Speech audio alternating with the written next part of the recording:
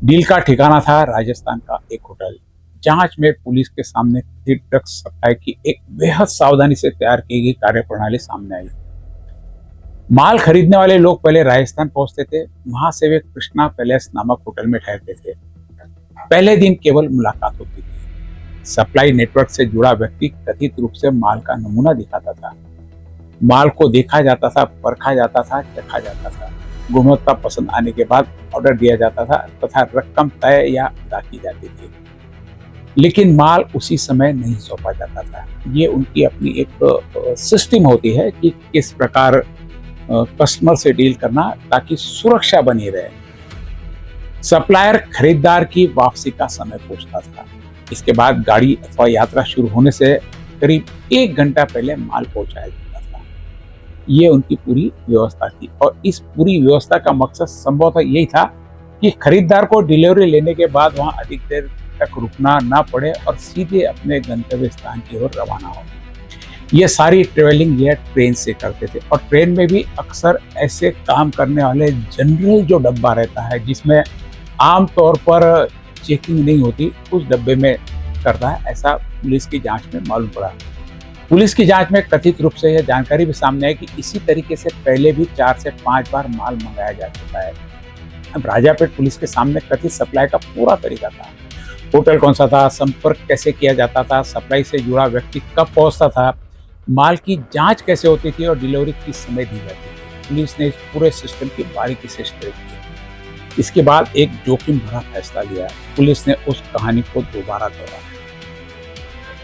Rajapeth police की team आरोपी साहिल मेहरा को साथ लेकर राजस्थान उसी जगह पहुंची जहां पर डील होती थी।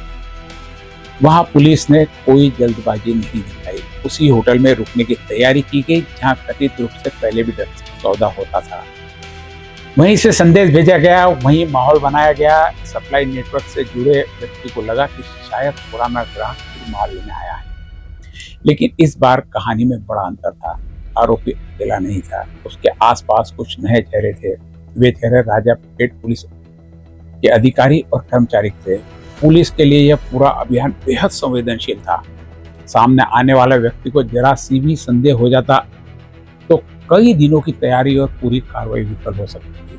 कुछ समय बाद एक युवक होटल पहुंचा। पुलिस ने समय गंवाए बिना उसे वहीं रोक लिया। पूछताछ में उसकी पहचान कथित रूप से राम निवास जगदीश कुमार माजू उर्फ विश्नोई, उम्र 21 वर्ष, निवासी माजूवे कोडिनी, तहसील बागोड़ा, जिला जालोर, राजस्थान के रूप में हुई। पहली नजर में ऐसा लग सकता था कि पुलिस मुख्य सप्लायर तक पहुंच चुकी है, लेकिन पूछताछ आगे बढ़ी तो कहानी ने एक और नया मोड़ लिया। पुलिस की प्रारंभिक जांच में सामने आया कि पकड़ा गया राम निवास कथित रूप से माल पहुंचाने वाला सप्लाई चेन की एक कड़ी के रूप में काम करता था। वह नेटवर्क का अंतिम चेहरा नहीं था, उसके पीछे कोई और था। ऐसा एक व्यक्ति जो कथित रूप से पूरे सौदे को नियंत्रित करता था और जिसका सीधा संबंध बड़े सप्लायर और ड्रग्स के वास्तविक सोर्स से हो सकता था, जहां से यह पूरा माल सप्लाई होता है। पुलिस ने राम निवास से मुख्य व्यक्ति के बारे में पूछताछ की। एक नाम सामने आया, सुनील जांगू, निवासी कोटड़ा, पुलिस स्टेशन करड़ा, तहसील रानीवाड़ा, जिला जालोर, राजस्थान। राजापेट पुलिस की राजस्थान में की गई कार्रवाई में आदर्श पुलिस स्टेशन भीनमाल, जिला जालोर की स्थानीय पुलिस का महत्वपूर्ण सहयोग मिला। संभावित ठिकाने और संदिग्धों के संबंध में जानकारी जुटाई गई। स्थानीय पुलिस को साथ लेकर कथित मुख्य सप्लायर तक पहुंचने का प्रयास किया गया, लेकिन पुलिस के पहुंचने से पहले ही मुख्य संदिग्ध वहां से फरार होने में सफल हो गया। क्या होटल से किसी व्यक्ति ने उसे सूचना दी थी?